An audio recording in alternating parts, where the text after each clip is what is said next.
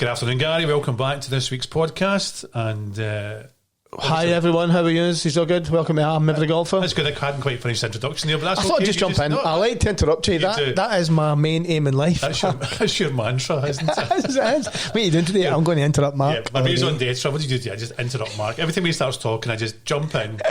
Some sort of bland and obscure fact. So, obviously, since last week, we managed to obviously get our first sponsor, which is an amazing thing, and we have a responsibility, obviously, to and that. I think the good thing as well, and that's not interrupting you again, all right? No, I think the good thing is that we know Gavin. I'm used to it. And he's such a nice guy. I know him. So it's Gavin Gray, and he's from LCL Landscaping and Ground Care. And you can find him at info@lclscotland.co.uk. And if you feel like phoning him, it's 01698 446 753. And I would say a wee bit about them is they are Lanarkshire only trading standards approved landscape contractor. Right. And I think that's a massive thing, that's obviously, huge. Because there's so many guys out there who are doing a job.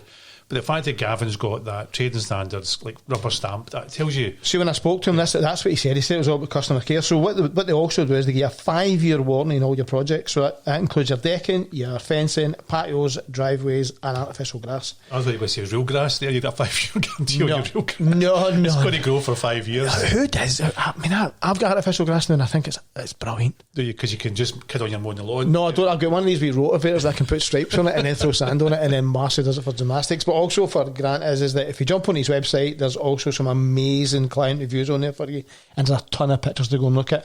So, Gav, thank you so much, mate. I really appreciate it. Thank you so much. We do appreciate it, and obviously, and we'll get you to game of golf. Yeah, absolutely. We'll even get Grant to come. Potentially.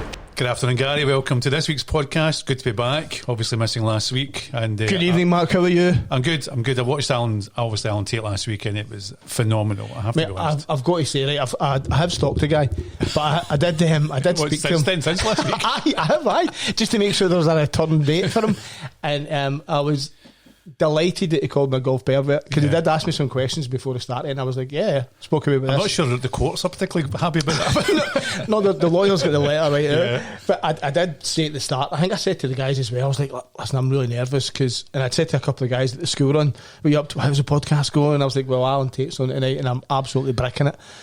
And I'm like, everyone just seems dead natural. I was like, that's because you don't know who Alan Tate is yet. He's part of Dynamite. He can't squeeze a word in. What do you think is natural, the fact we've got a massive script that we go through? I think everyone thinks we've got this big A4 thing that we just keep folded down on the table. Right, we're talking about this now, and it's absolutely off the cuff most of it. I was a wee bit. I missed you, I have to say, mate. I missed my comfort blanket. It gets me there. That's heartburn. I'm not saying where it got me, but I did. I was like, Can I really do this? Can I hold this? No, honestly, it was amazing. Dynamite, mate. It was so good. It's so interesting. Alan was such a good guest as well, so I'm sorry I missed him, but hopefully next time, so you absolutely need him, because I think we could elaborate that my staff managed to play ball and don't do stupid things. Well, you did end up in the borders trying to recover a van. I know. That's another story for another day, actually. That's a whole entire other podcast. I know. And probably not printable. What about this? Do you know, fantastic. How cool is that? I have to say thanks to the guys from G4. It's amazing. So obviously getting. I can't remember who designed that. I know. Somebody. Was that my missus that did that? That missus. She is quite a clever girl, isn't she? So since last week, Gary, have you had anything interesting happening in your life? And where are you going with this, Mark? You know where I'm going. The fact that we were sitting in last week waiting for the wee man to come to the door with your package. Yes, I got a big brown box, and it said Titleist. Yeah, it did actually. And it took me the whole of 3 seconds to open it, and I have to say, mate, even when I saw them, I thought, because I said to you, I'm desperate to go and play golf. I can't wait, and I was wondering how much of the bug I would actually get. Mm-hmm. And as soon as I opened the box, how many times have you hit balls since last week? I think I've been to the range every day. Yeah, to be fair. But there has been a few daisy cutters and a few sore pinkies, as we like to point out. But they're every bit as good as I thought they were. And now I'm getting used to them. I would have liked them, like the T100s, are a bit more chamfered at the leading edge. I think that's the only thing. Obviously, that's to help you get the ball in the air with the technology and the soul of the club. But mate, you hit a couple. They are so good, mate. I have to be honest. In comparison to the Apex Pros I've got, well, I couldn't. Well, I know what you're going to say there. Again, I'm not interrupting you. Right? It's just a flow. Right?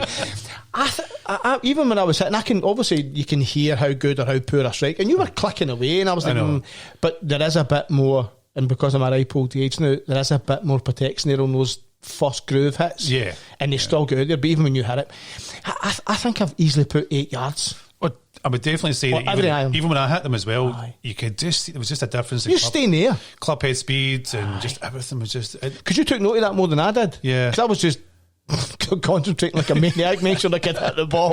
Make sure you actually hit the thing off. What's that wee white thing down there? Yeah, well, they weren't white, they were yellow. Well, that's true. Because we went to golf it, and I have to be honest and say that the facilities are fantastic, aren't they? Mate, I turned up and I said to Russell, I was talking to Russell on LinkedIn, and Russell was his kind of general manager. And when I got there, the school had turned up, and when you sit in the car park, there's a wee down bit, and the guys are all on the putting. And the buzz, I know it's the buzz about the place. There was an absolute buzz about the place. It was brilliant. People were coming in and out. You could see the guys going to go to the first tee. The wee kind of biggie, the vans were outside ready to go, and the guy, obviously I was starving by the time I could hear the guy firing up the barbecue, you know what I mean? But it was brilliant, mate.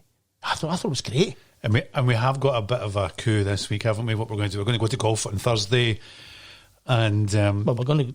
Thursday, we're going to go golfing. And we're going to, a couple of things. We're going to obviously go and spend some time with Allison again, because the podcast we had with her was fantastic.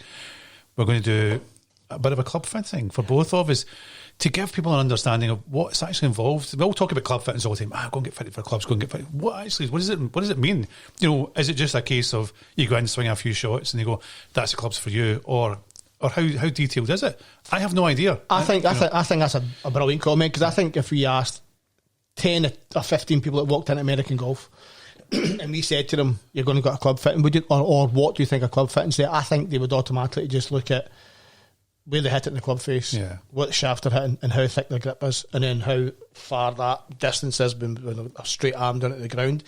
I don't think people really take much heed. Smash factor, launch angle, shaft weight, grip size, how you present the club to the golf ball. That's dynamic loft. Obviously, I genuinely don't know how many people look at that. So I'll have, as usual, I'll have a ton of questions. Because you're a golf pervert. I'm an absolute golf pervert, and it'll be interesting to see if I'm hitting those T150s as good as I think I'm hitting them. And on the face of it, you do look as you're hitting the ball really, really well. But absolutely, and it'll be interesting for us. I mean, for me, I've never had a club fit, and you've had one before with PXG. Again, it'll be good to see the comparison. Blew my mind again. PXG blew my mind. Yeah, I know, you said it was amazing. And that'll be a bit of pressure for Allison, because if you... How close? Because I've got PXG here with that club fit, and I thought Tom was amazing. Rebecca was just so nice to speak to. But again, the detail, I just want to know. I suppose if you look at TrackMan, and obviously what Mike Malone was chatting to us about, Allison being the level of player that she is, and she would whip the two of her asses, obviously. She would, But Alison's knowledge of the game and how she's been fitted, she must be ideal to go for fitting, because she'll be able to transfer all that knowledge back to us. So it's a huge benefit, but you'll be a ton of questions I've got. Of course I will. I can imagine. And it'll be great to go and do that. And obviously there's a small matter of a small sort of... Claret jug. Yes. I don't know if you're allowed, but I'm definitely going to try and kiss it. Yeah, I can imagine. The claret jug. Yeah, you'll be getting arrested again. Again. It's all right. It doesn't matter. I'm a good lawyer. You've got lawyers on retainer, I think. That shouts things. Mate, that'll be great, won't it? It will be, and amazing, you know, and obviously Golf's got a connection to RNA, and it's... And their competition for that is brilliant. Was it 2 weeks after the Open you get to play? No. It's the day after. Is it the day? It's the Monday. So you're actually playing... Oh, I don't know if I want to win that. You know, because you're actually playing... You're going to play... Imagine putting any greens. Imagine having played... Because they'll be doubled, cut and rolled in a Sunday. We drink 13, Stan? 13? I imagine it'll be something like that, 12 or 13. And... I'm not playing gimmies that day. Absolutely crazy. If you go through that, you would never give gimmies. No. You would just laugh at everybody missing putts. But what do you make of that? What about that? But the playing after the Open. Playing Tunbury after the Open. The day after it. That'd be solid. But it'd be a good experience, because obviously all the grandstand and that'll still be up, won't it? So folk will be waving at me. I've never even thought about that. The grandstand. I think it'll be putting on that. Yeah. The grandstand will be good, because I'll hit it and then it's back on the green. You just play for that. I'll just play off the left. Baby fade. I knew it was there. Another bonus might be that a lot of people have walked on some of the areas that you would maybe no find your ball usually. Are you trying to say we might be a wee bit wild off the tee?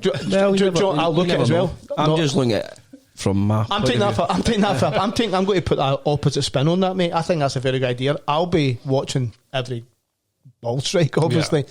I'll watch where Rory Boy walks, and I'm going to walk in it, no matter how wide he is, or if he's in the middle of the... I'm not in the middle of the fairway, but if he's in the middle of the fairway, I'm going to stand where he hit his ball. I'm going to listen to what the commentator says. But that'll be the thing as well, to see, actually take a couple of notes. How far they hit it. Go and see where he hit his drive to, and just stand there and look back. That's a great shout. Look at where the tee is. We're saying that as if we're going to win this competition. Like, it's a given. Obviously, Allison, there's a tenner in the post. There's a postal order on its way. Gary, how did you go? We came last. What did you shoot? 45 for 9. Really good. It was a really good 45. Is it over 9 or 18? What's it over? I think it's over 9. Is it 4 9s? It's 4 9s. Yeah. And 4 ovies? Yes. Yeah. So it's your 4 ball? Yeah. I can tell how much of pension I was paying. Can you? I was too busy looking at TrackMan. You were too busy looking at clubs. I've got an awful habit. Every time I hit a shot, I clean them. Even on the range, it's not dirty. How long have you had this OCD? To be fair, I've always been known for having a really tidy golf bag. Okay. I've always kept my clubs immaculately clean, but I'm not sure if that's a euphemism for something else. Well, I've got a right clean bag. No, I wasn't going to say that. But they're brilliant. I know. Do you know, actually, I moved them for the hall because my wife come home from work and I didn't want to buy in the hall. I didn't know where to leave them in the car because the temperature affects the shafts. Believe it or not, I'm really bad with that. I know I'm so bad, right? I know I'm a pure pervert for golf. I put them up the stairs. I put them next to my bed. So the ambient temperature was better. Lorraine walked in and she went... And bear in mind, my missus is she's the manager of the interior designers. She's like, "Are you serious?"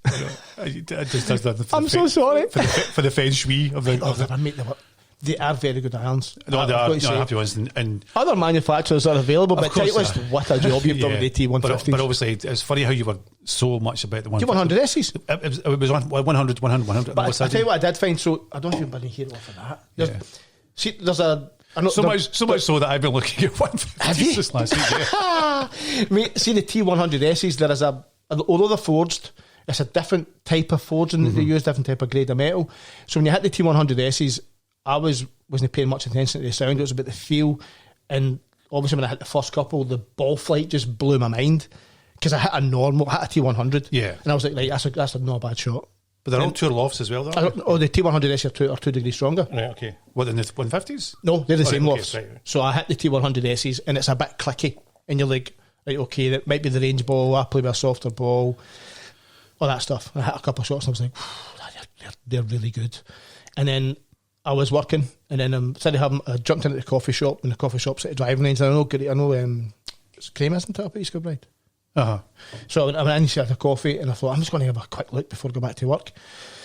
And 150s were on the shelf, and I was like, I wonder if he'll let me hit them. So I just said, mate, I'm really interested in them. No, the day. No. Pure lie.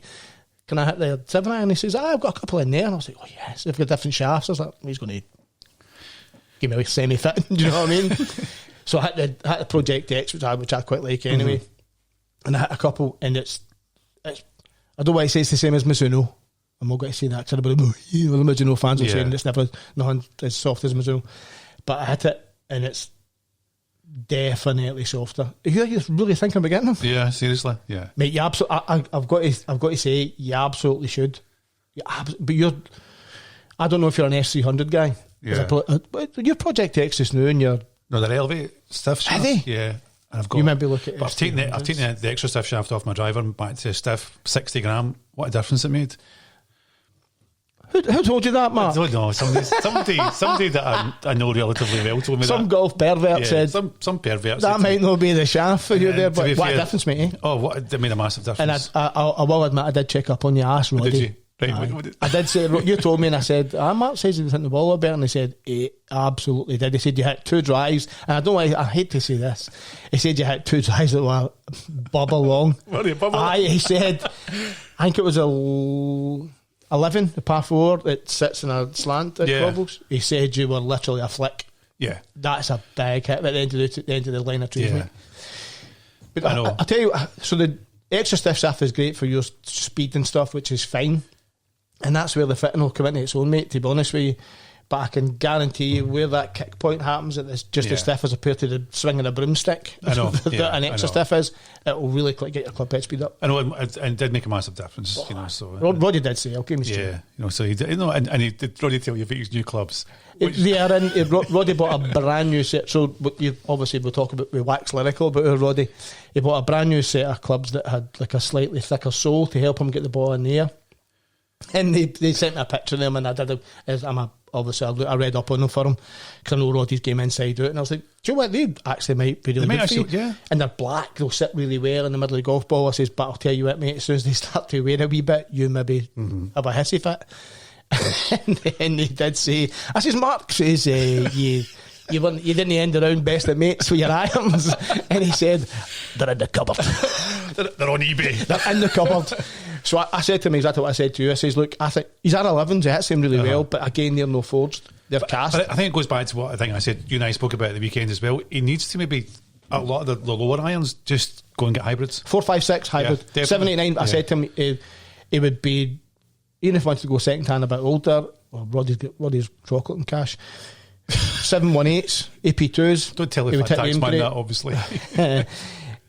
Again, to be fair, T150s. Yeah, or even 100s. Extra bit of distance. Even the 200s would be good for him. So did he buy them without testing them? No, I just bought them. Yeah. That's Rod. That's insane. He saw them online, he's like, they look amazing. And he bought them. Because Roddy, I think it's a wee bit of the fact that you just bought new irons. You're talking about T150s. Yeah, was he getting FOMO? And I just bought a new. I changed up to Stealth 2, changed my into 3 woods Stealth 2 now as well, and obviously a wee hybrid. And I think it was a case of Mark and Gary are spending some money in golf clubs. I'm going to do the same. But he does. I've said that a million times on because here. he had new shoes on his well. Did he? He's always got great clobber. Under Armour. Honestly, they're lovely. He's always got cracking clobber. And do you know what he also has?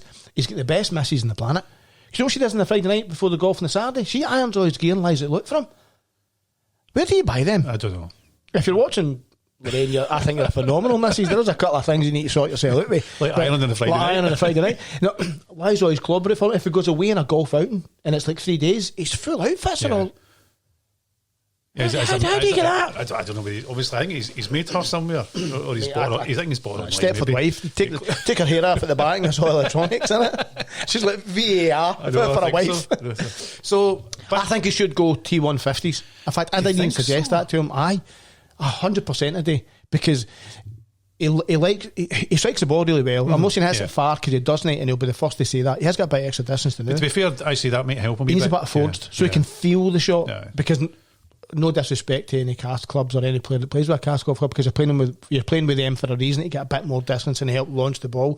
Roddy doesn't need that, and he doesn't want it. Roddy doesn't want to be able to stand up and hit a 9 iron 130 yards. He doesn't care. He wants to be able to hit that 9 iron 90 yards all the time. But it to land like a butterfly with sore feet, like the wand does for him. That's what he wants. He wants 14 wands. He's not going to get 14 wands because they don't exist.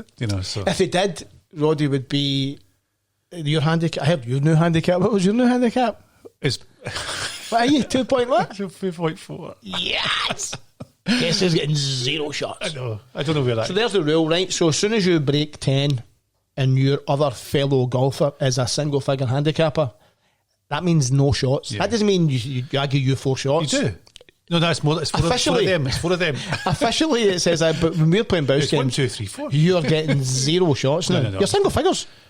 And no chance. And see if you ask for a shot at a par 3, I'm definitely. You better come wearing a pink dress and high heels, boy. If that's what needs to happen, I'm wearing it. Just to get a shot. 2.4. I know. God knows for that. Roddy get cut as well. For what? For what? For Saturday. For Saturday? Even though you're hard. No. He get cut. 0.1. Wow. He didn't say wow. No, I have to be honest and say I don't actually quite understand the handicap system. I don't get it, mate. No. I'm desperate for the average golfer. If you're watching Average Golfer, give me a tinkle. Hit me up. Get on. And please come on. You're more than welcome to come on. Because I watch him religiously. He's very good, by the way. No. See, for people who are... You got to say something? I'm just saying, do you not think they've made it impossible to understand, unnecessarily complicated? Couldn't agree more. See when they say to you that, and I hate to moan, and I would love to have somebody for the R&A own or the SGA own. I would love that. It'd be, if they change my mind, I'm perfectly open, but they can't change my opinion, but they can tell me exactly how it goes. But for anybody who, especially the Average Golfer, and I'm going to quote him because I watched it about 10 times, for somebody who said that he said himself, and bear in mind, he gets given loads of golf gear to go and test. So he's got a multitude of golf clubs and there's no loyalty. He wears his AG Average Golfer hat and stuff. And he said that he struggled most of the time to play off 8.4, but then played those 2 12-hole medals, didn't shoot under par at all, did have a run of 4 or 5 good holes, and that's what they look at. Is it? Right.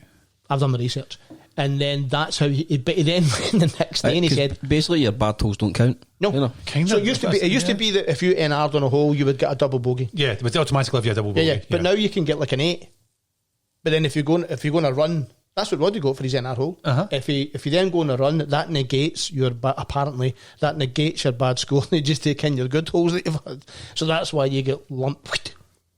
I like the old days, but not so much the old days where you had a handicap convener. They were really useful because they knew the law inside out, and they also a wee bit of give and take as well. But the manager of the golf club or the head pro who was doing the handicapping, when if you shot off a 7 and you shoot a 63, so you shoot 8 under par, it should never happen, but it can happen. You just go on a run and you play really good golf. During the summer and you get a lot of the handicap system then says to you, you're doing 2 shots and you go down to 5. The head pro can say, no, I'm going to rule 19 you because that's never happening. I've been watching you playing too good at golf. You're doing to 3. Yeah, or even down to 4 or shots something. After you. And then that was there. But I suppose, I think that was more honest in terms of golf. But I think what happens now, I'm not saying it's dishonest, that's not what I'm saying. But what I'm saying is that I feel, and everybody that I've spoke to and read about, they feel it benefits the higher handicap more than anybody else. It's almost as if they're trying. We tried to speak about this weeks ago. I know, it's almost as if there's an element of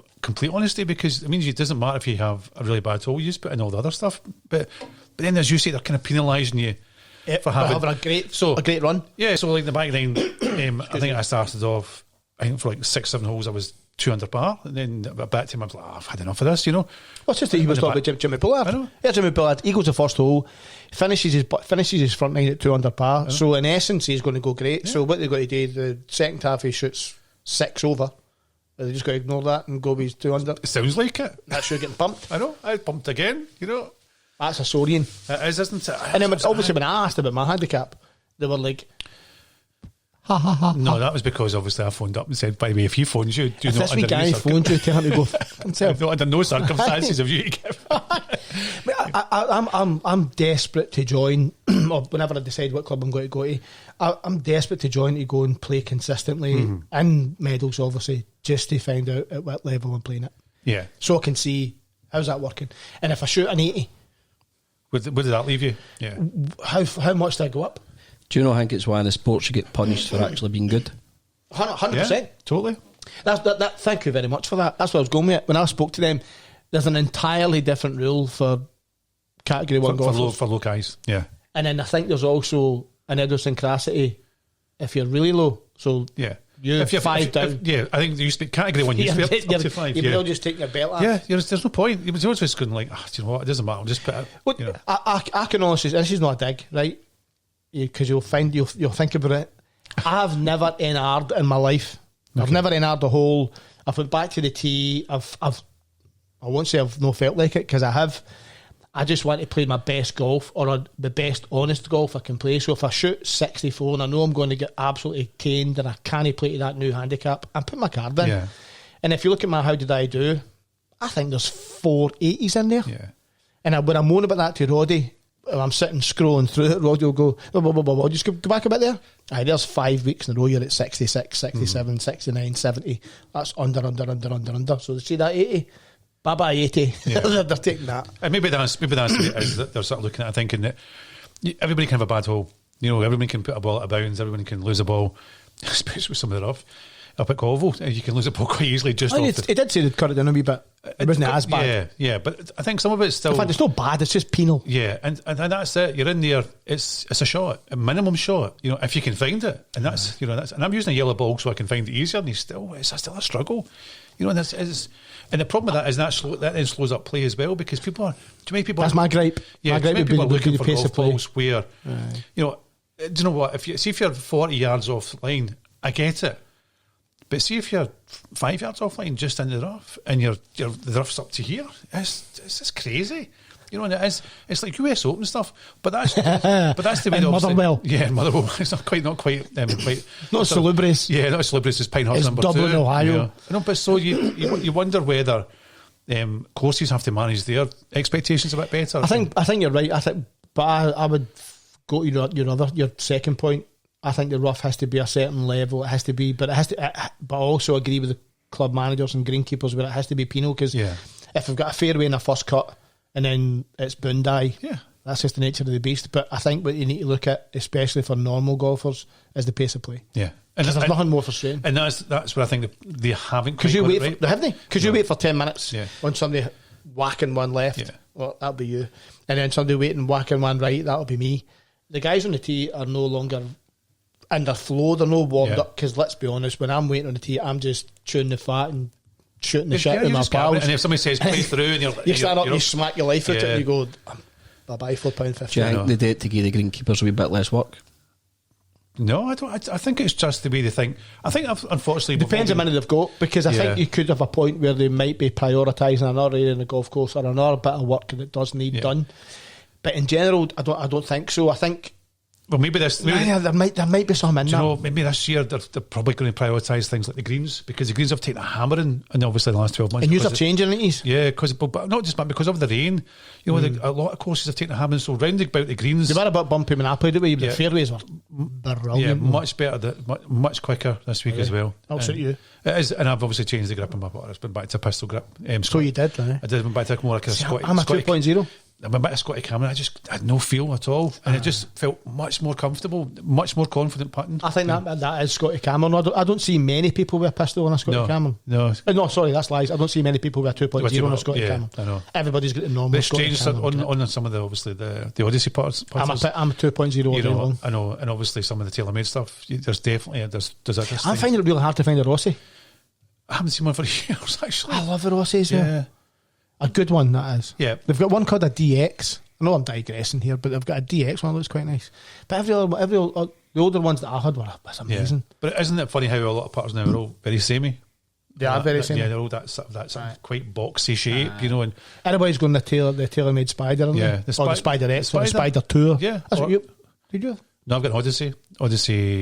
We've got a Scotty Cameron. I've got a Scotty Cameron, but my Odyssey is quite like my Scotty Cameron as well. You know, it's the same sort of kind of head shape as well. What is your head shape, your Scotty? It's this. Is it the 7? I've got the Futura X7. It's one with the two bits at the back. 2 wee fins at the back. Yeah. Well, you're not letting me see your Odyssey. I might be borrowing that off you as well.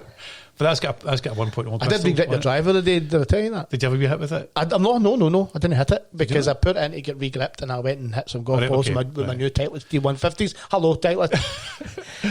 Other manufacturer, that'll be PXG. Hey, come on. I know.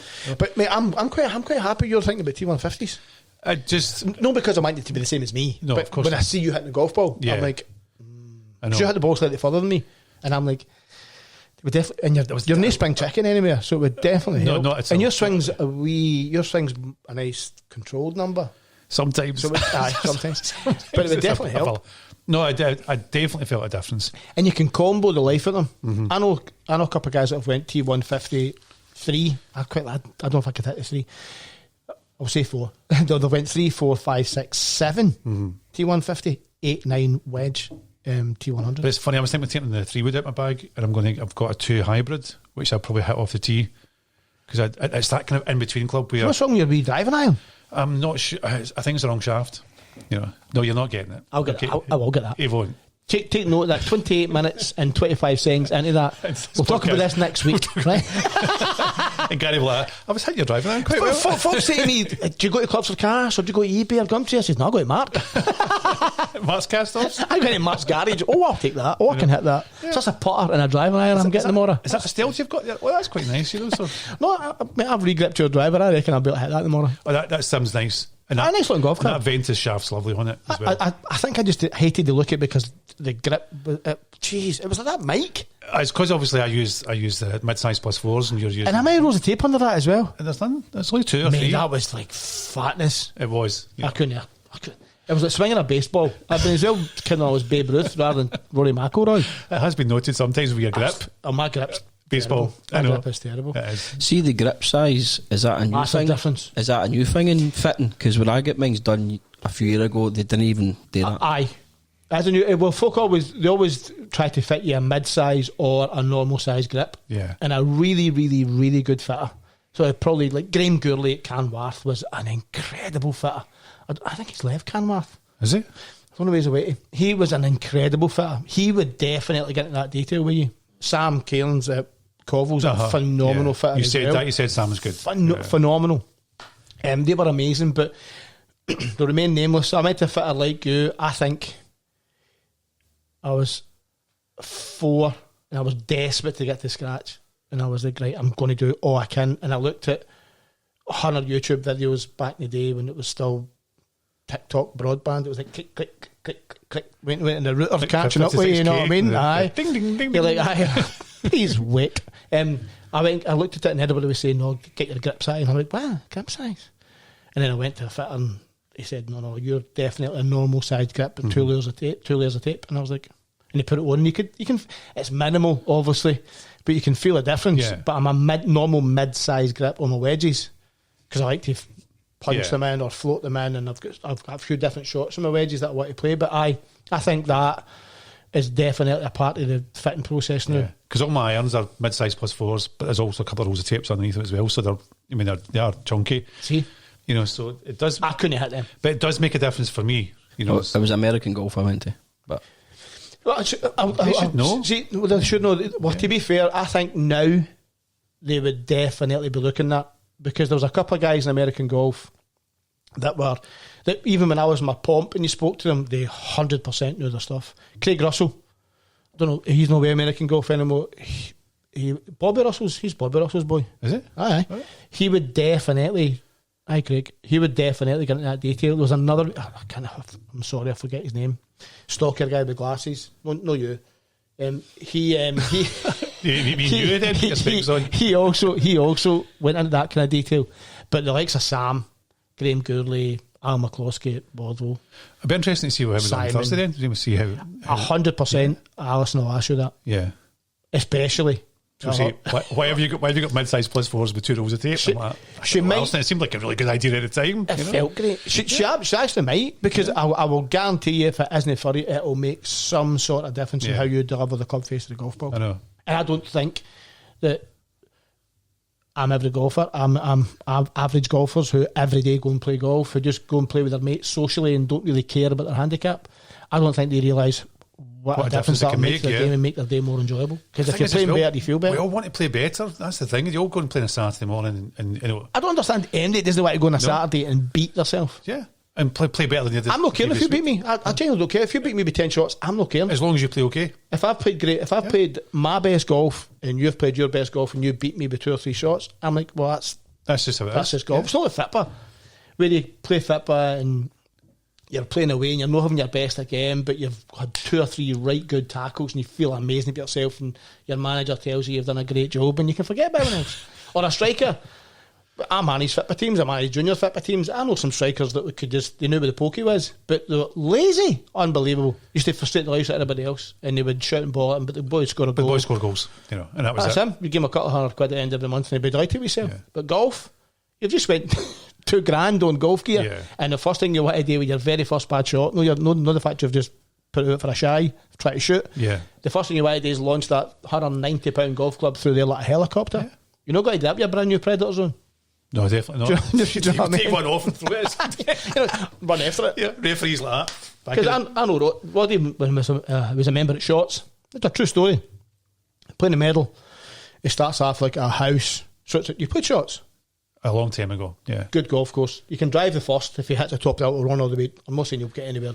But the thing is as well, you don't have to hit a driver if you can just get an iron. Just as long as you get off the top of the... Roddy starts a brand new bag, new trolley and all that. Guess what he walked up the 18th way? Nothing. He walked up the 18th with a brand new bag. He was putting with a 3 iron, and I think he had a wedge left. Every other golf club was in the trees or broke. You know what made it worse? What cracked it for him? He was playing with his mate in his own. I don't know what hole it is. There's a Devil's Elbow, which that used to be in Scotland's hardest hole. I think it was 3rd or 4th. He played the par 3 and he popped one into the trees. So he played 3 off the tee, knocked his ball in the middle of the green and holed it. His mate found his ball. Oh, jeez. He ended up in 8 instead of a par, because he's hitting 3 off the tee and hold it. Ended up in 8. All he was there's a putt straight into the trees, and actually had a Duff drive through into the trees. You're like, I can see that. See, but it was about 40 feet up. But that's the thing, though. So he's completed the hole. Aye. With his second ball. So but he didn't say, you need to clear it. You have to say... Seriously? You need to. Wow. Because it's not out of bounds. Because then... You play the provisional. You're playing a provisional, so you hit the ball. But you finished the hole. But you have ball? to say, to your playing partners, I'm looking for that, I'm taking that. Right, okay. Right, fine, that's you done. He didn't say that, so his mates just casually walked to her. Roddy, hello Roderick, I have your ball. Yeah. And Roddy's like, no, you haven't. Are you joking? What is it? Is it a TaylorMade you're playing? No, it's a Dunlop 65. It's a dodecahedron. End up on 8. It was furious. See, that's interesting, because I would have thought, because I might have changed now, but I'm talking because you've finished the hole. Surely, even with the second ball, you've finished the hole, so you've completed the hole. So surely that's. But you have to say, I'm not looking for it. But then you had to. Yeah. And his mate. It's been nice. It would remain nameless because you don't know mates anymore. No, they're very good mates. He knows every rule in the book. Right. And in about 6 months, we'll get him on. I won't say his name yet. Okay. I won't put Until 6 months time. But and that's the first story we're asking about. He's done a few bits at the Ryder Cup. Right. Okay. And he knows every rule and he's done a qualification to know the rules. Uh-huh. So at the time, probably no. He didn't know the rules then. Okay. But Roddy didn't declare the ball was lost and played it all 3, and his mate found it, and Roddy was highly delighted. Imagine him. Can you imagine that after the bar afterwards? Oh Jesus, that'd have been a bit frosty. I'm ordering a steak, by the way, in your time. Yeah, dick. Wouldn't you? They went metal. I walked back up with his lovely new trolley and his bag and 2 golf clubs in it. Wow. Okay. You'd be unhappy, wouldn't you? No, but the old McGregor's, I think we're going to get launched as well on Saturday. So what did you think of Alan talking about Ben Crenshaw and Tiger Woods? That's an amazing story. But to actually be able to sit, although I did mention it to a couple of guys. I just want to say, mate, I love you. Yeah. I love you. But to be fair, I did speak to a couple of guys with Alan Taylor and like, did you tell the Tiger Woods story? I was like, yeah, funnily enough. It would be the first thing first thing I'd tell my wife in the morning. Every morning. And it'd be the last thing I'd tell myself when I went to sleep at night. Did you know? I might not have done the dishes, you crab it. But you know what? I played the Tiger Woods. I played the Tiger Woods and I schooled him. And I tell you what, he hit a 9-iron. Didn't even make the Green Bay 20. Didn't he make a burn? But that's it. Do you know, there's how when many... his dad seen him. If you want to, he's only 20-year-old. You want to win majors, son, you'll need to learn to play in that. Yeah. No, did you? I know, not a case of like, how did you play today, son? It was a case of, no, you need to sort yourself out. He said Ben Crenshaw was the nicest guy. He does seem like just... He's like the grandpa. He's like the John Denver of golf, isn't he? Great, John boy. John Denver. That reminds me of my dad. My dad used to love John Denver. And this is no golf. He had an LP, and in the middle it was like half an apple. Okay. That's who owned the record label. Apple Records? No, I don't think so. No. And that's that reminds me of my dad. That was a good memory. But he does like... He does look like John Denver. A wee pair of those round spectacles on him. You know, and he'd be like, that's John Denver. I wouldn't mind Billy Putt like him. Oh, right, what was he like? Somebody won the Masters. What would that be? Is that 84? Oh, don't ask me that. That's knowledge as a bomb. Was it a year after Seve won it? Was it 84? 84. Yeah, because Seve won it in 84. He won the Masters in 84. I think it's Ben Crenshaw, because I think Seve won it 83, so I think Ben Crenshaw won it 84. You think Seve gave Crenshaw his jacket? I think so, yeah. I've got a funny Seve wouldn't have given Lathabal a jacket. You might be right. No, he never. I think he definitely... Is he right? Sorry. That's okay. It's a small interlude. We'll just break the now. Ben Crenshaw. Thank you. I'm impressed with that, by the way. Knowledge is the bomb. I know. That's very... We do know what we're talking about. I know. That's brilliant. So all those comments about the fact we don't know... Who's that guy in the corner? Wrong, you know? No, what are you doing here? Well, I've got some notes here, obviously. Obviously, we're going to talk about... I can't even see it with my glasses. No, you can't see it anyway, because we're going to talk about... Was it hieroglyphics? The Ladies' European Tour, because you don't talk about that because you know nothing about it anyway. Actually, did watch European Tour. So, I know a lot about European Tour. So what were they playing this week then, Gary? They were playing the Scandinavian Mixed Open. Well done. Who won it? She is one of Lynn. Well done. That's her second name. It's a very Scottish name. Think of a very Scottish name. Lynn Grant. Oh, sorry, Grant. You were trying to help me there, weren't you? I was like, here, Lynn, here. But amazing. You're not very good at catchphrase, are you? Terrible, mate, terrible. My missus and her brother are brilliant. Sounds like. Aye, it's a book. No, sounds like it's a year. I know. That's a book. I know. Sounds like a book. Anyway, she was very good. She was fantastic. She was very good. Her parents followed her everywhere. That was great. I know. But obviously she played in the Solheim as well, and I did quite well in the Solheim, obviously. Did she play in the Solheim Cup? Yes. Oh, I didn't know that. Okay. I'm not going to pretend. She's probably top 30 in the world. Lynn. She was different class. Fantastic. Beautiful swing. I know. Wow. I know. Horrible weather. Terrible weather. Jesus. You know, it's nice to see somebody else. Did you see the other girl when they refused to wear waterproofs? So it's like they feel in the waterproofs on. She had a skirt and a wee gilet lagoon, a t-shirt on, belting down. Didn't care. They were playing golf. I'm like, I know. That's Lorraine's brother. That's Gary. Is it? Gary Barkley, if you're watching. He is terrible.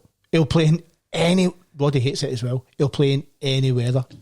No chance. I know. No, those days he drives into the golf course, you're so excited and it's all right. Seriously, see... You get to the car park and it batters down and you're like, I'm not good. I'm going for a tea and a roll and sausage. Gary's like, no, we're here now. I know. Well, we got to 16 and it bucketed down and I was like, I'm for walking in. You know, had it not been the 16th... That's the furthest point. I know, had it not been the furthest part away. You're doing wet or walking. I'd have been like, okay, we'll just get in, guys. Aye, jeez. That was horrible. And you're thinking, this is summer. You know, it was... Like, so I did watch it. Me and Roddy playing golf and stuff? No, you. I wouldn't watch you two playing golf. It was a bit experience. See, a bit apart with you, Tony and Roddy had been good. It would have been good, yeah. It'd been good part. Tony's an interesting individual. I'm not even going to get down that close. No, great guy. He's a good guy. Great guy. But he's got some good stories as well, you know. So, and to be fair, it's funny how the handicap system has affected him because he was off 8 at one point. He was saying to me, he's 20 now, and I know, but he's not a 20. He's never in his life. No, is he 20? No, and then never. And I'm not saying I did give him some coaching in the back nine, but we did, and he was hitting the ball a lot better. You know, he can hit it miles now. Hits it miles, mate. Maybe that's something that would be interesting for Tony to look at the fitting podcast to see how he goes with it. Yeah. What about Soderbergh? Oh, he got a wee fright, didn't he? Not half. I know. You know what that reminded me? And no, I won't say it. It reminded me of another pro who was leading so by so much. Just a normal, because Soderbergh's a great player, but he's not the best known pro. Mm-hmm. There was another pro, he'll remain nameless, who was winning by that and took the shaking like a shitting dog. Honestly, it was awful. No, difficult to watch, wasn't it? Genuinely felt really. I mean, it was horrible to watch. You think, here's a guy. If he might shot par, he'd have won that by country miles. You know, and he was just. And as it went on, it got worse. I think that'd be me in that weather. You think so? You saw that first thing you're 5 up and you're looking at it, you're looking at the forecast and it's coming horizontal. But do you know what you do? You just try and hit irons off the tee. And I would need 2 caddies. Yeah. One caddy for all my gloves and they keep everyone nice and dry, and the other caddy carry the golf clubs. What about shuffling Scotty Scheffler? Scotty. He bottled it. He did, but he still won. Yeah, and I liked the battling side. It made it actually quite interesting because I thought to myself, he's going to run away with this. Is Morikawa back, or did Scotty slip? A bit of both, I think. I think it's Morikawa the last sort of 4 or 5 months, because obviously I've watched a lot of golf, and he has definitely become much more competitive. He's there or thereabouts every single week. Top 10 all the time, you know? Yeah, you know. So, and he's a lovely guy, and he seems to have sorted out his putting woes. Yeah, I think I agree with you that he putted far better, right? Yeah. But and he putted under pressure, which is great. Which was the big difference. But I'm just thinking, how many putts are poor shots, but it was poor shots, Scotty Scheffler. How many times has he got to do that? And like you were talking about earlier, is he going to be?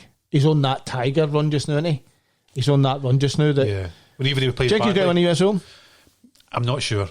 And funny, I was going to actually talk about that. You know, obviously Pinehurst number 2 is a different animal completely. The US Open setup, yeah, and Pinehurst 2 together—that's a recipe for disaster. Oh, for a lot of people. I'm not breaking 100 on that. No, I don't think so. I don't think it would. That US Open, especially if you played that the Monday after the US Open. Yeah, imagine. Oh my God, the crusty greens. I think I'd maybe even say no to that. Yeah. Do you want to play? No. I think they're saying Ram's struggling to be. Ram won't make it. He'll not make it. He'll not make it. I mean, he's having a bit of a year, isn't he? It's also a bad injury he's got as well. That big K word. Do you think so? Mate, I don't blame him at all. Right? MD offers you $500 million, well, 430 million. No matter what job it is, I'm doing it. If it's eating my own poo, I'm doing it for 430 million. And we'll obviously cut that bit out of the podcast. No, keep it in it. Keep it in the podcast. Because if anybody wants to offer me 430 million for eating my own poo, I will do it. 430 million, a ridiculous amount of money. So I didn't get the people who left. Adrian Maronk came second in the live tournament there. I think he went because he took the huff because he didn't get into the Ryder Cup. That's my own personal opinion. Yeah. And feel free to phone in if you want to, Adrian.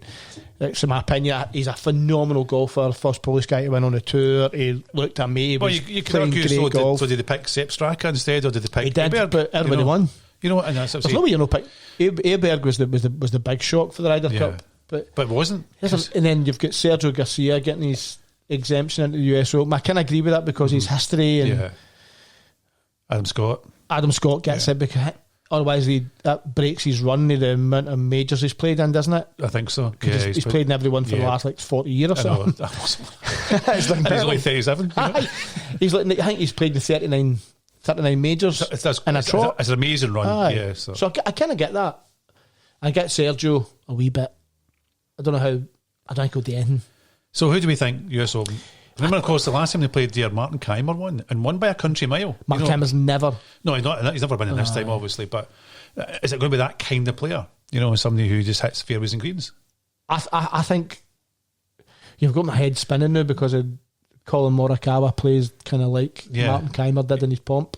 Do you want the bet odds? Well, you got it. We know that Scottish Scheffler's going to be favourite, but I don't think it's a Scottish Scheffler type course. Mile, aye. 3-1. Yeah. That's it. And that's Tiger odds, isn't it? I kind of put a pound on that. Yeah. Who else? Who's second? Rory. No, it's not his kind of course. Shoffley, 11. Shoffley's not a bad bet. Xander Shoffley's a good bet. He's not a bad bet. Morikawa is again a good bet. 14s. Is he? Yep. Hovland 16s. Now there's a shout. What is he? Sorry, Grant. He's 16-1. Now that's a definite shout because Victor's starting to. What did I get from £1.50 with that? 20 quid. A slap in the arse. I mean, I've not got any more than that. I'm trying to get new golf clubs and new golf bags. Hello, Sun Mountain.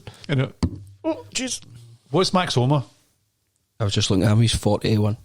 He's 41 for a reason. That's a shout. I'll put a bet on me that he will make top 10. Max Homer? Mm-hmm. DeChambeau 18.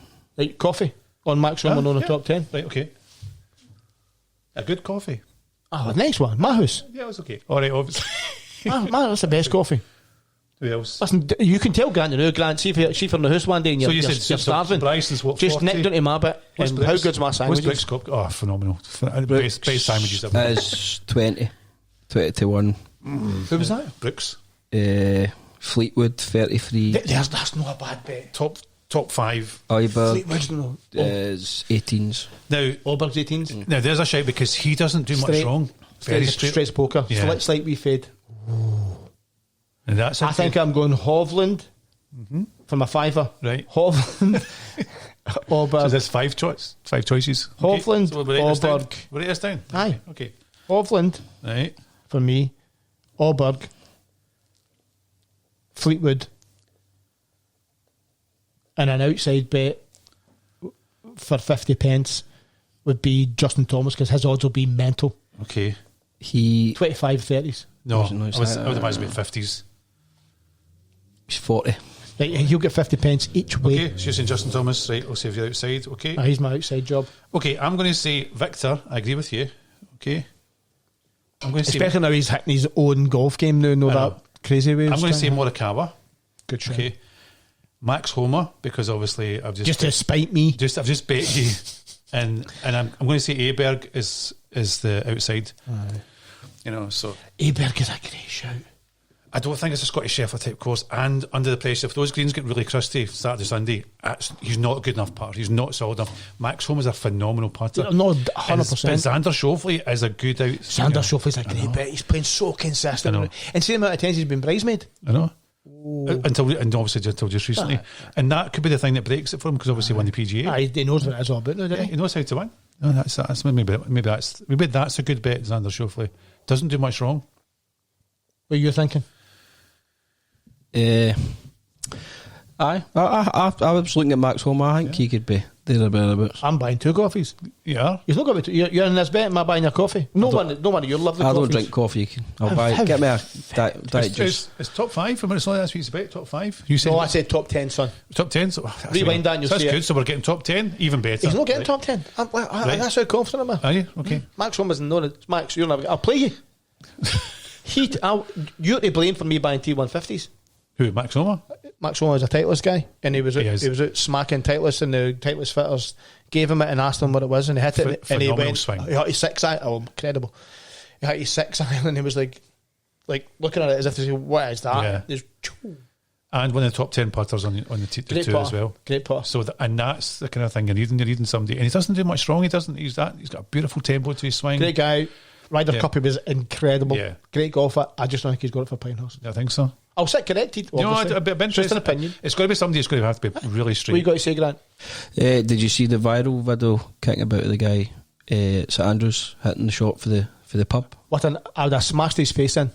That was wild, wasn't it? In the middle of the street, pouring rain, he's put his golf ball next to the shop. So see where the 18's there, and you can, so the 18 tee's there, and you can walk up the street and then go down the way. So he's hit his tee shot for the street over the shops and the houses, right onto the 18th green. Good shot. But as he ran down, there's two folks down at the side. He just taught it off the back, but how did he know MD was on? Right off the pavement. It went mental, but he'll make a couple of quid out of that. He will do, yeah. But what an absolute plank. If I'd have been standing with my missus and it was pouring the rain, he came running down that ball's just missed me and he's fired through the street. He'd have went viral, but for other reasons.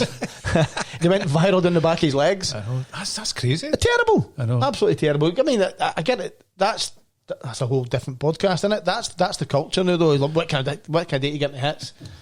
He'd go hit all right. Yeah, he'd never get hit. You know?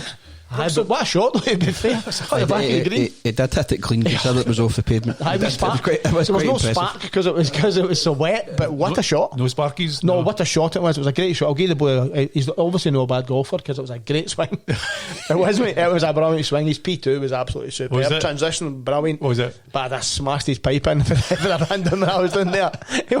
What a shot that was, mate, wasn't it? That was a great shot. Keep it a touch about it. Bang. Aye. They should. Aye, that's a bit dodgy. Surely that's a breach. That's a breach of the peace. Surely. Was he playing out of bounds? Well, we're a handicap. It's right on the podcast, pal. Absolutely. You get close 19 for that. What the handicap convener saying? Yeah, so you're getting cut for that. Have you played golf course?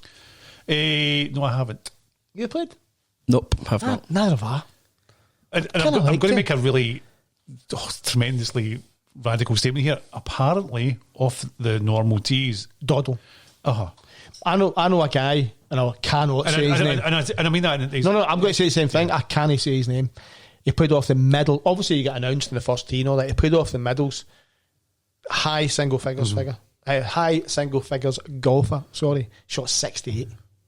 And that's not uncommon. I mean, but how good is that to take a St Andrews scorecard? 68. Yeah, I shot 68. Saying that same just started to make money again the other day. St Andrews. Was he?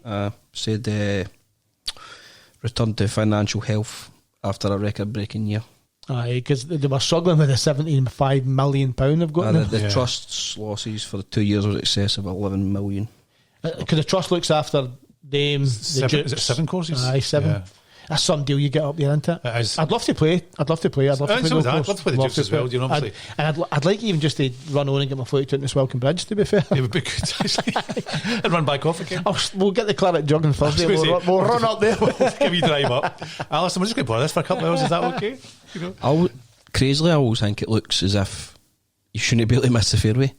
No, you shouldn't. No. You would, I would, but you'll find your ball. Aye, yeah. There'll be a few out of bounds, but you'll find your ball. There's not an awful lot of rough in the first. And I've walked it. We like me and the wife like St Andrews, and I've walked it a couple of times and I walked past a few of the holes and stuff. And some of the bunkers just look ridiculous. Obviously, the Road Talk's famous, but some of the pot bunkers in the middle of the fairways. Was it the Professional Spectacles? There's no some of that. Spectacles is a different course.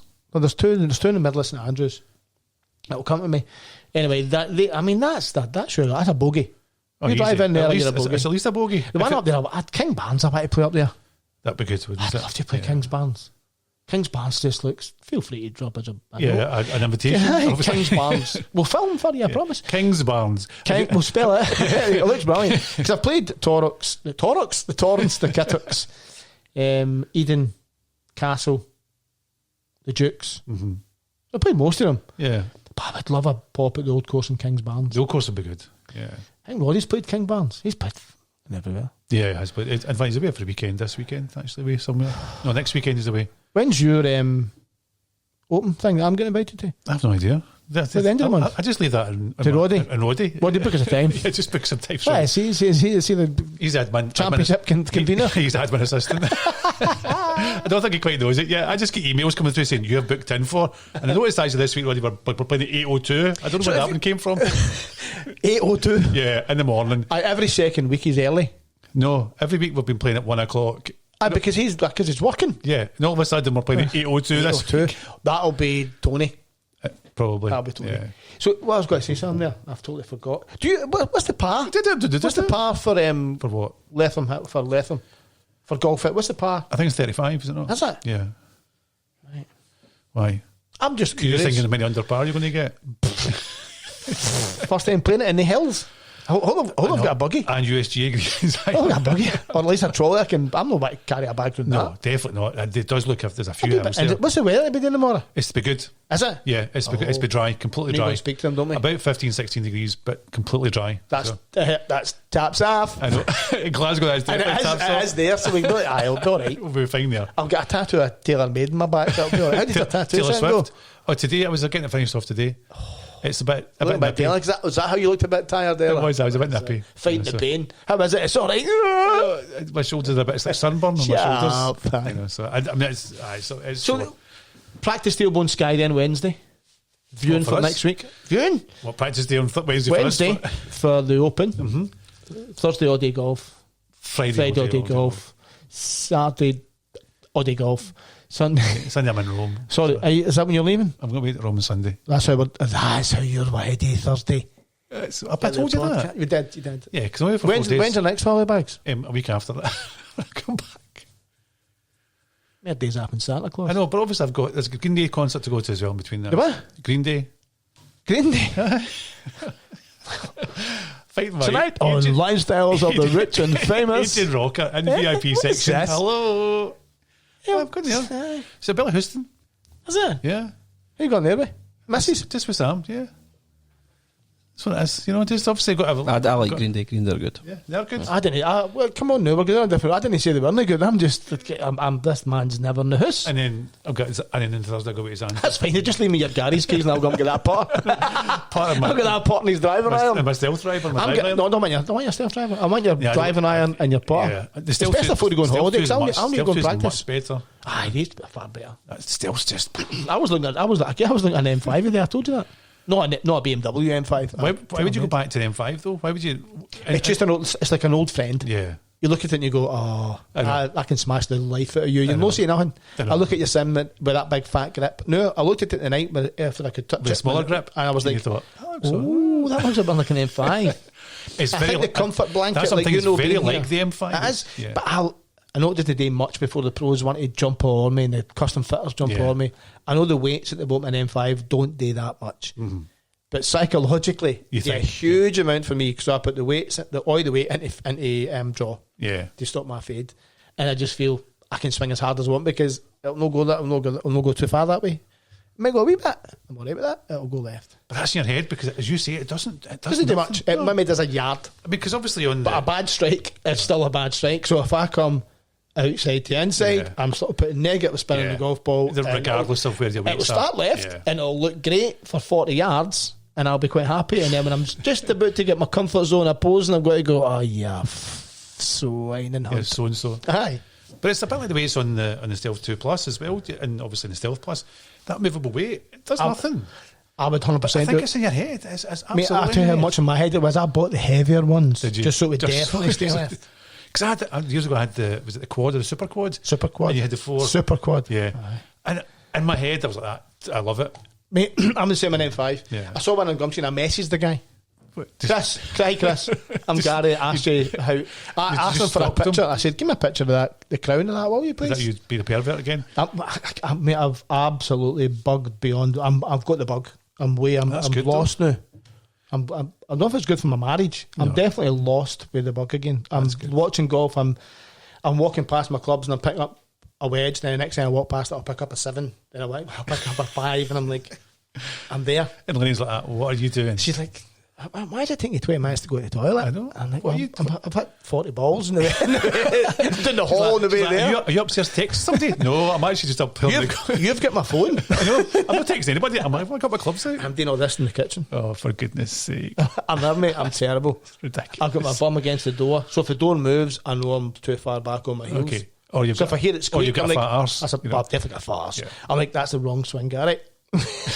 I'm terrible. I can see my wee one looking at me. She's like, yeah. You want saying, Daddy, what are you doing? What are you doing? I know you're weird, right? But what are you doing? And she's very. I don't love you, Daddy, but you're really testing me here. And if anyone's going to golf, I've got her to golf. I'll be driver, so I'll be taking Marcy. That's good. It's fun. Funny, we're going to take talking to Sam about that. We're going to take the girls along. Going to speak to Allison on Thursday. Get Allison to give the girls a couple of lessons. I'm not playing with you, your missus, and your 2 wins. No, because that's a 4 ball. You're not getting to. I'll be getting through the podcast shortly. You and your bum and against the me my door. fat butt. I'll be behind you. Hurry up! I know. You'll be with Roddy. I'll be hitting the balls early. Roddy will get his clubs and just throwing them at us. That was a McGregor 5-iron. Oh, that'd be Roddy. Mate, I'll get a text tonight. The big man will say, "What about these?" Definitely. No, that's lies. He won't text me and say, "What about these?" He'll text me and say, "Look, I've got what I bought." When did you get them? I've got them. No, I guarantee you on Saturday. I drove to Glen Rothes and I picked them up. I guarantee you on Saturday he's got a different set of clubs. Aye, he's some man. And he will probably go mixture of hybrids and then no thing. He won't trade them in. He'll put them in the cupboard just in case. Just in case he wants to trade them in for something else. So bad. I said to him, I need to go buy a new bag. He said, I've got a waterproof one, it's brand new. All I don't need is fix the zip. I'm not where are you getting all these for? I just get like a foldable golf at the back. I know. You got Roddy's garage and he's like, bought them 1989. Yeah. Had them a week. Yeah, that was 89 April. That was May. That was June. Everyone's used, but in brackets slightly. Yeah. One round. Yeah, used 1 round. 1 round. That's him. You just cut and paste. I can't believe already he's punted him in the cupboard. He's so mad. Honestly, it wasn't even at the end of the round. I got to about the 8th. I was like, "What's happening with them?" Oh no, they're going in the cupboard. Mate, he's the same with his gear because he bought about. I think he bought maybe about 15 t-shirts, right? When because he won Scottish Slimmer of the Year. He lost stones, right, and bought all this like proper Hugo Boss minted golf gear, and he went back on the sauce and eating the burgers and the barbecue and that, but a bit of beef back on. Phoned me and says, "What size are you?" So I told him an hour. It was like going to American Golf. I had about 7 t-shirts. I'm like, much you want for them? No, I'm never going to get back into them. All right, perfect. I get news and I'm mad as shells. So I've texted him, I said, "What are you thinking about?" I said, "How much you want for these?" None. I said, "Roddy, there's no one t-shirt under 60 bar. 60 quid a pop." Mental. Here you go, mate. Cheers, mate. I get 2 pair of chinos. Brilliant. Couldn't fit me anywhere. I'm like, oh. It's like the shoes he'd on, because I said to him on Saturday, I said, "New shoes?" "Oh no, I bought them about 3 weeks ago." It's sat in the garage. Okay. When his wife was getting his gear ready, she said, Roderick, I have a pair of shoes." Yes. Yeah, these are to match those trousers. He's getting matching stuff. Mate, he's some boy, man. I know. I'm winding him up here today, but I love the guy. Yeah, he's just such amazing. You know, and he just wanders about. It's like totally hasn't got a care in the world. He just doesn't seem to get bothered. No. Whereas inside, I am. This is Sparta. I'm going mental. Do you know what I mean? I'm going crazy. And Roddy's just like shot. Yeah. Okay. Yeah. What'd you get? 4. I know. And it's. He said to me, I played with him, but I was kind of. And he's like, "Is it not boring?" I was like, "How?" But every time I asked you, would you say par? What did you get at birthday? What did you get? Par. He said, "Golf's just boring." I know. It's honestly in the par 3 when he hit his driver and he's like, "Oh," I was like, on the green. Honestly, it's great. Phenomenal. I think it's the funniest thing to watch. You need to come and play with Roddy. Yeah, it's just the best. Honestly, you've no idea. You need to get him sitting in that chair. But he's hitting a driver on a par 3. Yeah, mate. See the par 3. He was on the green. What one? But the first at Cove was off the back seat. No, 10th. 10th. Yeah. See the second at Mar Hall. It was the.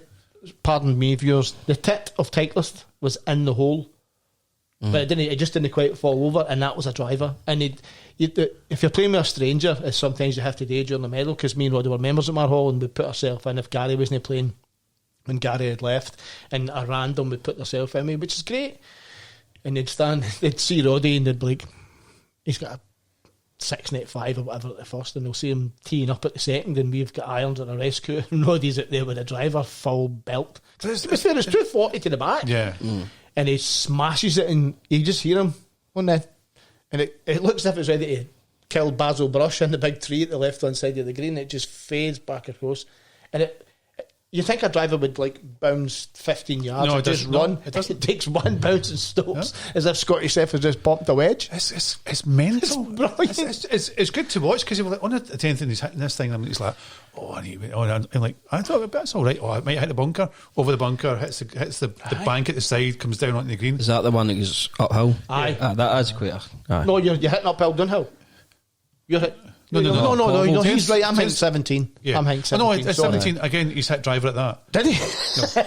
No. I've hit a softie. You know, and I love him. But to be fair, of the two of us, he was on the green. I was in the front edge. And then if you get, but can I just say, one of us walked off for a 3, the other one didn't. If somebody was putting for a 2 and he didn't get a 3. You get to these Garys and he's got like, see the guys that walk around golf courses and collect golf balls. I think Roddy, he stocks them because he'll phone me and again and say, I get 20 Pro V1s there. I'm like, where's they? Brand new? No. You look brand new. I'm like, all right. I said, they're one hit wonders. What's you getting for? 20 quid. You're like, where'd you get them? I'll be Barry, it goes to such and such golf course. And you're like, and he'll phone you and say, you still playing? Do you know AD treble 3s? I had them. It's not bad golf balls. A bit soft. I've just got 40 of them. But you don't use them. I've got them. But they're in the house. Aye. He's that's this month's purchase. It's mental. And he doesn't, it's just, it's just crazy. So Thursday, we're going to film the podcast from the Trackman Fitting Studio. From the That's studio. A pump for you, Mike Malone. So amazing facility. Obviously at Golf It. We've been there last week. Brilliant. It was just loved it. And then you say that the Big Eat was there, and we didn't get into the lounge, but we'll try there. And we couldn't find a coffee machine. We have to suss that out. I know. And nobody was offering this coffee either. Well, I did get that. We were balled at me. I know. And we're obviously going to go and get a fitting, which I think will be really interesting for everybody to find out what it's like to actually be fitted for City Clubs. And interesting we'll fact talk is about that. we both know a wee bit about clubs, and we obviously we both play at a reasonable level. I'm dying to know. More reasonable than me Sometimes. But how might actually go there and might actually say to maybe your clubs are completely the wrong thing for you. I hope we go. I kind of hope if they tell me my T150s are not for me, I'm going to cry. But I really hope they say to me, give them to Mark. They say go 1 degree flat or 1 degree upright, and they do it so the viewers so you can see what happens. Because we both use forced iron, so they can do it. It's basically a machine that's almost like a protractor, and you put your iron in it, you lock it into position, and you literally have a bar that goes on the see where the hosel is, and you've got the wee bit before it hits the blade of the golf club. It wraps on about that. You just click it onto that. Don't click it. You force it on it. It's got a wee bit of sponge, and you use brute force. So it doesn't actually. You don't. No. You've got so your machine. It says standard as in 0, so it's level. 1 degree, 2 degree, 3 degree, and you put a wee clip on it, and you literally pull it. Do they not heat it up or anything? No. You literally pull it. That's what you do. I remember when I was getting shown how to do it, and he says, that guy's 2 degrees flat, and I'm like, brilliant. I've put it in that thing, and I'm like, it looks like something that Nostradamus would use to torture you back in the day. Put your feet in it, you put your club in it, you lock it in position, then you get the wee angle, you put the wee bit on it, and your club's maybe that away from it, and you put this almost like a spanner on it, and you pull the life out of it to bend it, because it's forged metal, and you bend it into position. That's what you do, mate. That'll be interesting. It was so cool, mate. You'd be like, okay. And then, as I said, and Allison said it as well, it was a magic tape when I was a kid. So it was a black plate. It was always ping, it said, for some reason. Yeah. And then you put the tape on the bottom of it, and you would hit a ball off of this black bit, and it would transfer the dye onto that bit of tape. So if a bit of tape was there, obviously you were hitting the heel, so you had to get it flattened. And if you hurt it on the toe, upright, then if you hurt the toe, you had to flatten it. That's how they used to do it. But now they can obviously see on TrackMan, it shows you your dynamic loft, where you're hitting it on the club face. Fun enough, and then the difference it'll make when you hit it. On my own head, I think I need to go at least 1, maybe 2 degrees upright. Because you stand a bit tall. Yeah. Well, I'm wean fat, so I think I bend over it. Not unlike Roddy. But it's funny if the last time you went for the fitting, they said they put it upright. They put it upright and gave me a longer shaft on PXC, so that blew my. That's why I came in and I've waxed lyrical about it, because I said that blew my mind. Because for so long you were playing flat, and standard lengths. And then if anything, it was the opposite. I was 1 degree flat for a while. Yeah. And then when they said you're upright, and honestly, I got the fear. I was like, what? What do you mean upright? Like, and they've given me. I'm only 5'9". Why didn't you give me an extra inch on my golf shaft? And you make me upright, and I was like, clearly, I'll trust the guy. Aye. Then I hit it, and I was like, that's why you're there and I'm here. I've been playing the long clubs for the last 10 years. Aye. But that's if I went PX. But that also could be the fact is maybe your swing's changed. It has, because I didn't play for so long, and I had an injury and all that lovely stuff. It'd be interesting to see now you're back in that set, some golf balls. And I think I've been hitting all right. Will you revert back to? I think the only thing that, like, I agree with what you've just said there, the only thing in my mind's eye, which I don't want to get wrapped up on, is that my iron is slightly dropping to the right. Not much. A yard. No. A yard, 2 yards. And I'm thinking, is that because I'm hitting standard and I should be a wee bit flat? So if whatever Allison says, I'm just going to let her do what she wants. Be interesting. I'm going to trust it. You're going to trust the process. And then I'll get it changed on the Sunday. You were like, thank you very much, Alice. That was great. Oh, that was brilliant. You're like, fuck, The first bad shot. We're over to see Sam so we can get these people back. Mark, I can't believe she's touched my golf clubs. But it'd be interesting to see, whether... Are you taking a brand new set of T150s with you? No, I haven't got enough time between now and then. Liar. American Golf's from to 10. But I've got salsa tonight. So and my back's a wee bit nippy. Are we holding you back there? I've just seen the time up there. As per usual, we've managed to talk pish. I thought it was absolutely superb. Superb pish. That's the beauty of just having a normal conversation about golf with two boys that are obsessed by it. You can talk about anything and a million different subjects. And we shouldn't ever change. No. That's been the feedback. I don't want to come in here and pick one subject and talk about it for an hour, because that would bore me to tears. Never mind anybody else. And obviously this week you've got the US Open, so we're going to do the thing on Thursday. What's the women's golf this week, since you're the expert on the women's golf? And apparently I don't watch any women's golf. I'm going to be honest and say I don't know, because I'm kind of... Can you cut that bit? Because I'm kind of actually, like you, I'm looking forward to the US Open, because I think it will be much, mate. Very competitive. I need to give you a $5 for this, don't I? You put the bets on then? I will. I'll put the bets on. Yeah, we'll go for that. I'll transfer you the $5. Are you going to put a bet on as well? Yeah, we're going for that.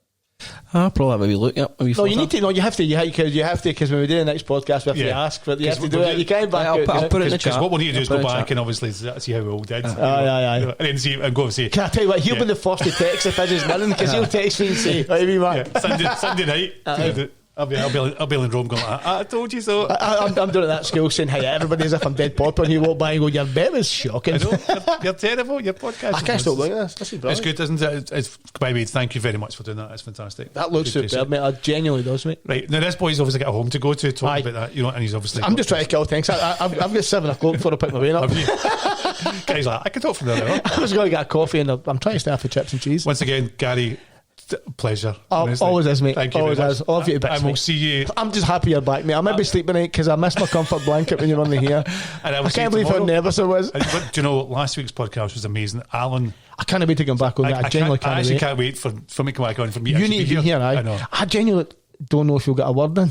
I don't think so. I got all excited when Alan was here. I could physically feel it. It was physiological. I was like, see it on the I was like, because when he started talking about some of the stuff that he's done, I was like, I would love to be able to. And then the bit when he said about the seniors when they went to the tour school, I know. And he said, you need to remember, these guys have all played in the European Tour. And I didn't think of that. I thought, I'm not a bad golfer. Yeah. I'm over 50. I can hold my own here, big boy. And then he said, no, they're shooting 16 or 17 under. I was like, maybe I should reevaluate that. Maybe can I count my PlayStation scores in Tiger Woods golf? But that's the thing as well. I think we're forgetting that a lot of these guys now are playing senior golf, and they're keeping themselves incredibly fit. Aye.